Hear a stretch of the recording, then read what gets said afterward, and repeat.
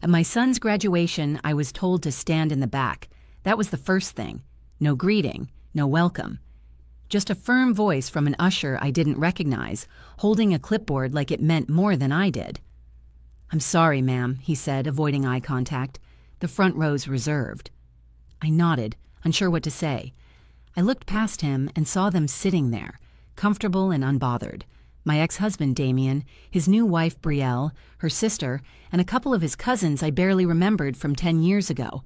All of them dressed like it was a gala instead of a graduation. All of them sitting where I had been promised I'd be. Brielle turned her head and met my eyes. She didn't smile. She leaned toward Damien, but her words were loud enough for me to hear.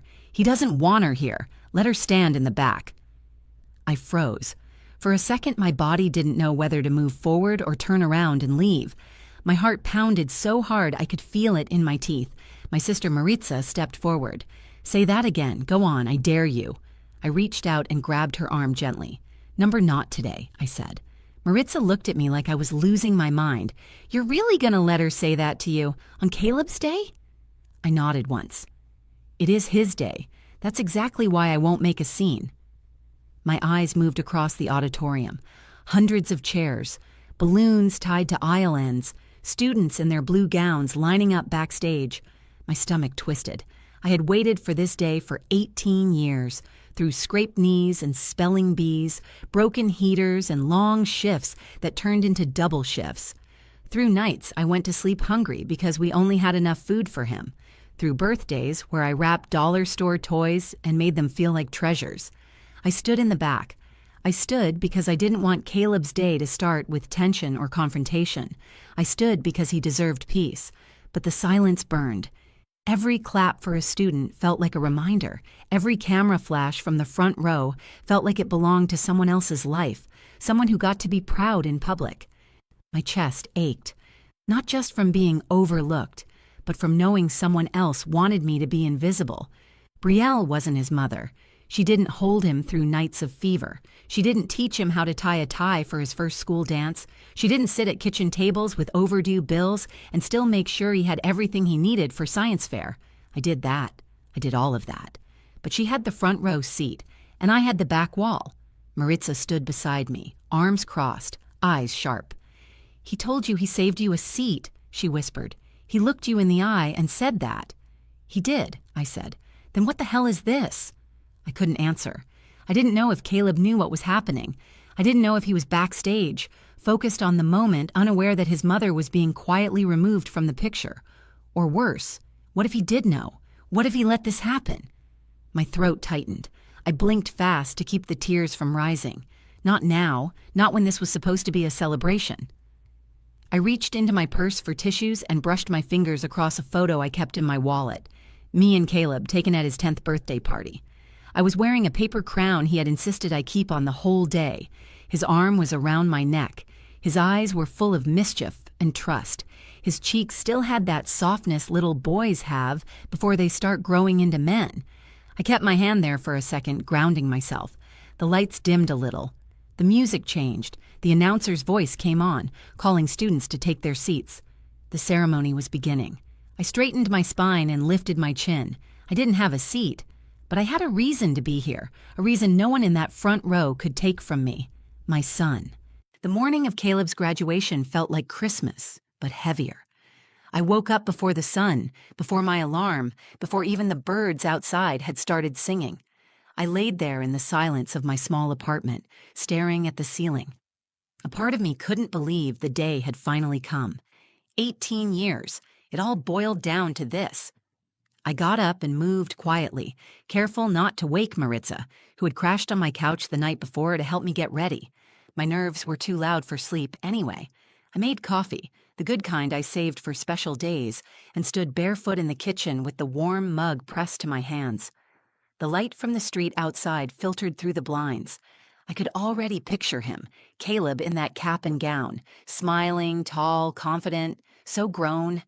The little boy who used to curl up beside me after nightmares was now about to walk across a stage and step into the next chapter of his life.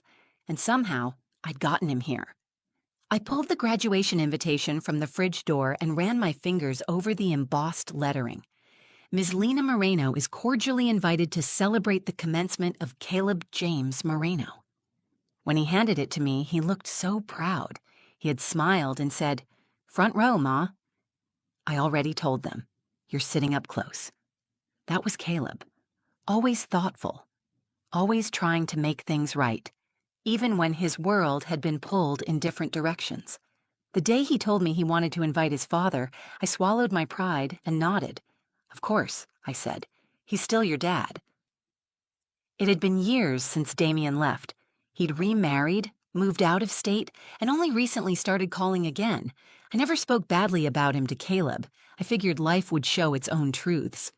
Still, when he said Damien and Brielle would be coming, I won't lie, it stung. But I told myself it didn't matter. The important thing was Caleb graduating. I could handle a few awkward smiles. I didn't expect a warm reunion.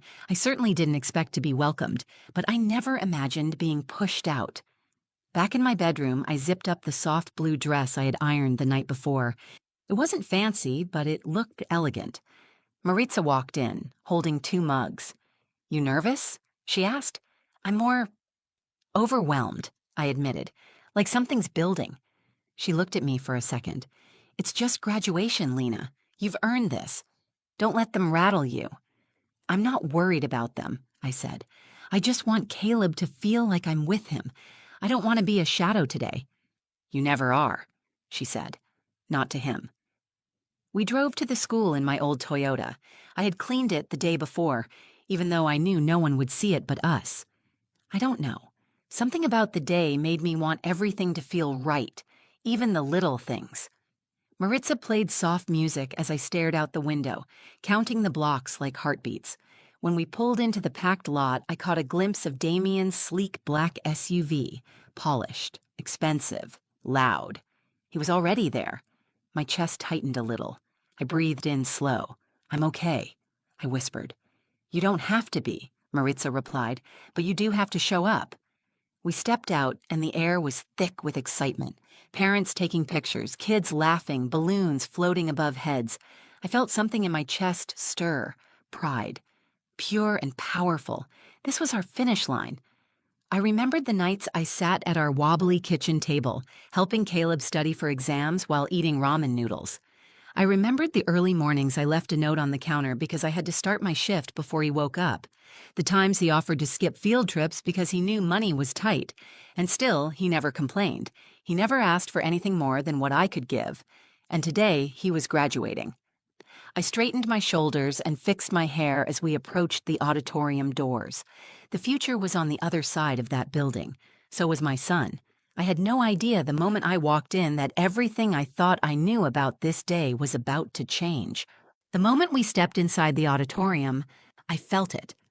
That shift in energy, like someone had pressed mute on a song I was meant to hear. I scanned the room, looking for our seats, the ones Caleb said were saved for us. "Row A, left side," he'd texted me. "You'll see the little white card with your name on it." But there were no cards, just people. Row after row already filled. Laughter, hugs, parents leaning in to whisper to their graduates. The front row, our row, was fully occupied. And there, right in the middle, sat Damien and Brielle. He wore a dark tailored suit, like this was a board meeting. She wore a champagne-colored dress, the kind people wear when they're sure everyone's watching. Her blonde hair was twisted into an elegant bun, not a strand out of place. She looked completely at ease, completely in control. I froze. My heart dropped into my stomach. A young usher in a black polo approached us. "Ma'am," he said politely, "do you need help finding a spot?" I nodded. "Yes, my son said he reserved 2 front row seats for us, left side." He looked at his clipboard and frowned. "Those seats have already been filled. They were claimed by the Carter family." I stared at him. I'm Caleb's mother. His eyes widened slightly. He looked back at the clipboard, then toward the front row. His expression shifted to discomfort. "I'm really sorry, ma'am. There's standing room in the back." The words felt like a slap. Before I could speak, Maritza stepped forward. "Are you serious right now? She's the kid's mother. You think she came here dressed like this to stand?" He glanced around nervously. Look, I'm just going by what I was told. I can't move people who are already seated." From the front row, Brielle turned and made eye contact with me.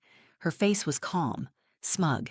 Then she leaned in toward Damien and said, not loud, but just enough. He doesn't want her here. Let her stand. This isn't her place anymore. I felt the words slice through me. Not her place. As if I was just a former role. Maritza bristled. Oh, hell no. Say that again, Barbie. I dare you. I reached for her arm. Not now, I whispered. This isn't about her. It's about Caleb. But she? I know. But if we cause a scene, he'll remember that. Not the diploma, not the walk, just the drama. I'm not giving her that power. Maritza clenched her jaw but stepped back. We walked slowly toward the back of the room, heels clicking against the polished floor, heads turning. A few parents smiled politely. Most didn't look at us at all. We stood against the back wall beneath a dim exit sign. There were no programs left, no chairs, just concrete and shadows. I couldn't help it. I looked toward Caleb's row. He wasn't seated yet. Maybe he was still backstage. Maybe he didn't know. Or maybe he did. That was the worst part. The doubt. The whisper in my mind asking, what if he let this happen? What if he chose them? I shook the thought away, but it stuck, like smoke in my lungs. Maritza leaned in. You want to leave? I thought about it.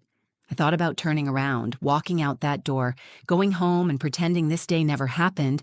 But then I remembered Caleb at 12, when I couldn't afford a new backpack for school. He took his old one, patched the straps with duct tape, and said, "It still works, Ma. I don't need a new one." I remembered the night he sat on my bed after Damien missed another birthday and whispered, "You're the one who shows up." Number I wouldn't leave. I had shown up for 18 years. I wasn't going to stop now. I looked down at the stage. The faculty was gathering. The ceremony was minutes from starting.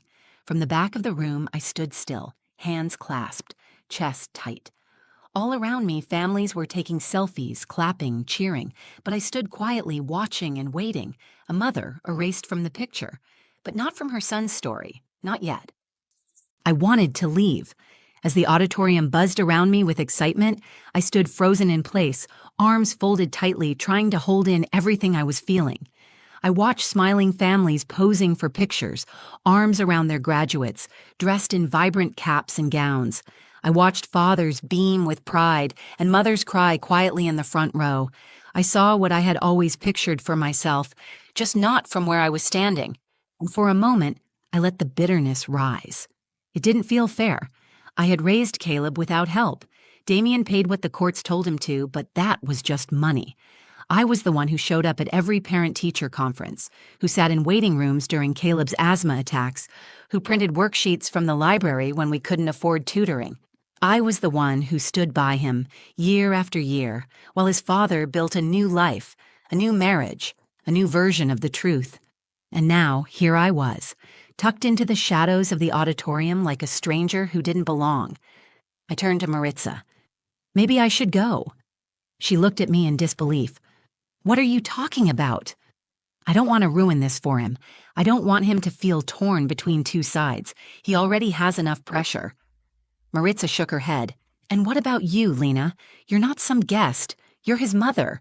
If anyone has a right to be here, it's you. My hands were trembling. I could feel my throat tighten, tears threatening again. I didn't want to cry, not in front of these people, not in front of Brielle. Then I remembered something Caleb had said to me just last week. We were sitting on the couch, surrounded by boxes of dorm stuff he'd ordered online. He looked up from a checklist and said, "You know what I'm most proud of?" I smiled, thinking he'd say his GPA or the scholarship he got. Instead, he said, "That you did this alone." And somehow, I never felt like I was missing anything. I'd laughed through my tears that night, but I felt those words now like armor sliding back into place. "You're right," I said to Maritza, my voice steadier. "I'm staying." Maritza nodded. "Good, because I was about to drag you back in here anyway." We stood silently for a while. The principal stepped up to the podium. The band played a few bars of the school anthem. Names were being called, cheers rising and falling like waves. I tried to scan the stage, hoping for a glimpse of Caleb, but the students were still out of view, waiting, just like us. My eyes drifted back toward the front row. Damien was scrolling through his phone. Brielle was flipping her hair, smiling at something her sister whispered. Neither of them looked back. Not once. And yet, I didn't care anymore. They could have the seats, they could have the show. I had the memories. I had the late nights, the scraped knees, the tearful talks, the laughter in small kitchens, the victories no one else saw. They had front row tickets. I had a front row heart. That's when the music changed. A soft hush fell over the crowd.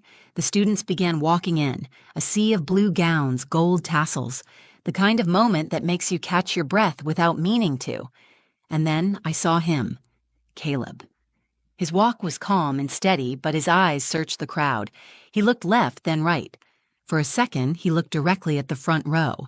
Damien raised a hand to wave, but Caleb didn't return it. Then slowly, his gaze moved toward the back of the auditorium, past the rows of clapping families, past the flash of cameras, and he saw me. Our eyes locked.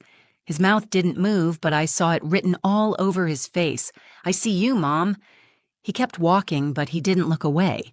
In that moment, I felt everything shift. All the doubt, the sadness, the anger. I let it go. I didn't need a seat to be his mother. I didn't need to be in the spotlight. I just needed to be here. Because love doesn't need a reserved sign, it just needs to be present. And I was. They called his name. Caleb James Moreno. The applause started, polite and expected, like every other student who came before him. But something in me shifted when I heard it. Not just because it was my son's name, but because of how steady the announcer's voice was, like it carried weight. Caleb stepped forward. He moved across the stage with that same calm presence he's always had.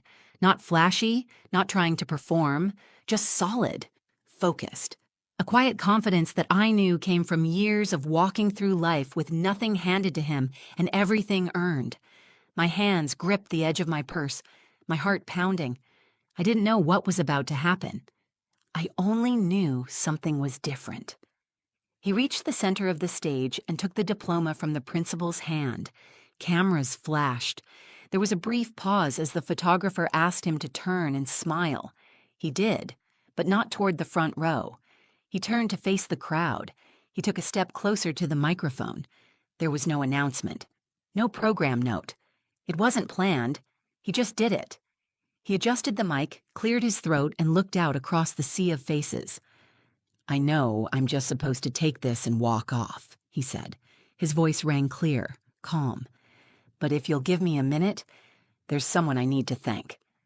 The room quieted. Whispers faded. Even the principal looked surprised. Caleb raised his diploma slightly, not like a trophy, but like an offering. His hands didn't shake. His eyes were steady. "This," he said, "is for the woman who raised me alone." I stopped breathing. He kept going. "This is for the woman who worked 2 jobs and still made it to every school play, for the woman who skipped meals so I could eat, who stayed up late to help me study, even when her eyes were bloodshot from her shift.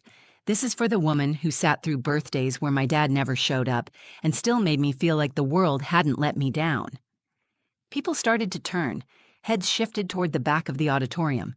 Caleb didn't break eye contact. He didn't look at the front row, not once. "She's standing in the back of this room right now," he said, "because someone told her she didn't belong up front. But let me be clear. There is no one who belongs here more than my mother, Lena Moreno." The applause didn't start right away. It was like the whole room had to absorb what just happened. Then it came. First from a few rows near the middle, then the sides, then the front. One by one, people started rising to their feet, hands clapping, some even cheering. I heard one woman whisper behind me, "That's real love." Maritza grabbed my arm. "He did that, for you." I couldn't speak. My mouth was trembling, and all I could do was nod, tears sliding down my face faster than I could stop them. Brielle sat frozen. I saw her jaw tighten, her posture stiff. Damien stared straight ahead, face unreadable, hands in his lap. But none of it mattered, because my son had stood on that stage and told the truth. He had seen everything, every sacrifice, every invisible effort, and in one moment he made it visible to everyone else. Caleb stepped down from the stage. He didn't go toward his father. He walked to the back of the auditorium, right to me, through the sea of people now watching him like he was the only person in the room. He stopped in front of me, diploma still in his hand, and said, This is yours as much as it is mine. I pulled him into my arms, and for a second it was just the two of us again, like it had always been, not hidden, not erased, seen. In that moment, I didn't care where I had been seated. I didn't care what they thought. I didn't even care who was watching, because my son stood for me, and the whole room stood with him. The auditorium emptied slowly, but I stayed in the back, still holding Caleb's diploma in my hands. I couldn't bring myself to leave just yet. It felt like if I moved too fast, the moment might disappear, like a dream I didn't want to wake up from. Maritza stood beside me, wiping her eyes with the sleeve of her cardigan. "Well," she said with a shaky smile, "that's one for the books." I smiled. I hadn't stopped smiling since he hugged me. Caleb was at the front now, talking with friends, shaking hands with teachers. His gown hung loosely off one shoulder, and the tassel on his cap had fallen in front of his eyes. He looked so grown up, so sure of himself, but still mine. Brielle and Damien stood near the stage, a few feet apart. She said something to him. He didn't respond. His arms were crossed, his expression tight. They didn't come over. They didn't congratulate Caleb in front of me. They didn't even say goodbye. And that was fine, because this day, this moment, had nothing to do with them anymore. When Caleb finished talking with his friends, he walked back toward me, still holding his cap. His smile was soft, tired, but proud. "Hey," he said. "Hey," I answered, feeling the weight of everything I wanted to say, but not needing to. He looked down at the diploma in my hands. "You kept it." "Of course I did. You okay?" I nodded. "I'm more than okay." We walked outside into the fading sunlight, the sky streaked in soft pink and orange. It was that magic hour. Quiet, golden, full of the kind of peace that settles over you after a storm. We reached my car, and I opened the trunk so he could put his gown away. He paused, then turned to me. "I didn't plan to say anything up there," he said.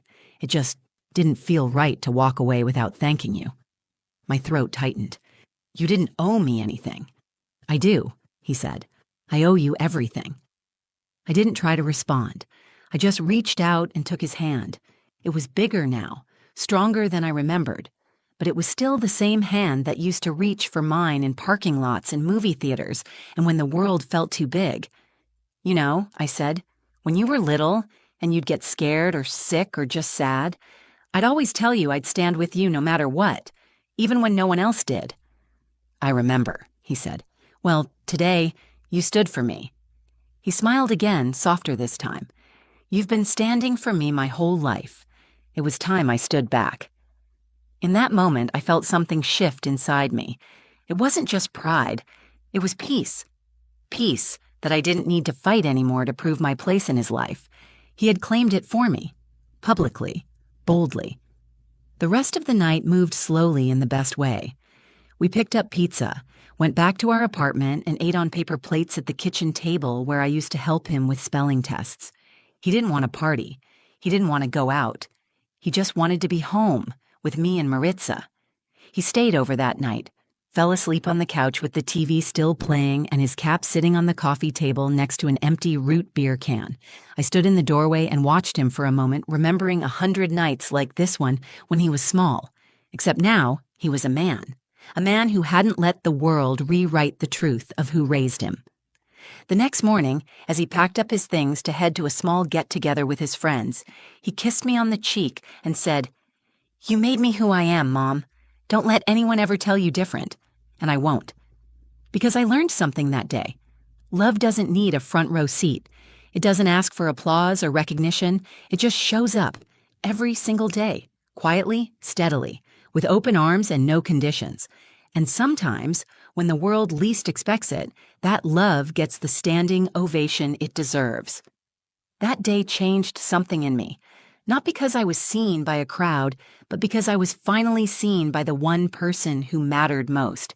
If you've ever felt overlooked, uninvited, or made to feel like you didn't belong, remember this. Love doesn't need permission to matter, and the truth always finds its way to the light. Thank you for listening to my story. If it touched you in any way, I hope you'll give this video a like, share it with someone who needs to hear it, and leave a comment. I'd love to know what part stayed with you. And if you believe in stories that honor real love, real strength, and real people, subscribe to the channel. There's so much more I want to share with you. Until next time, take care of your heart and stand for the people who've stood for you.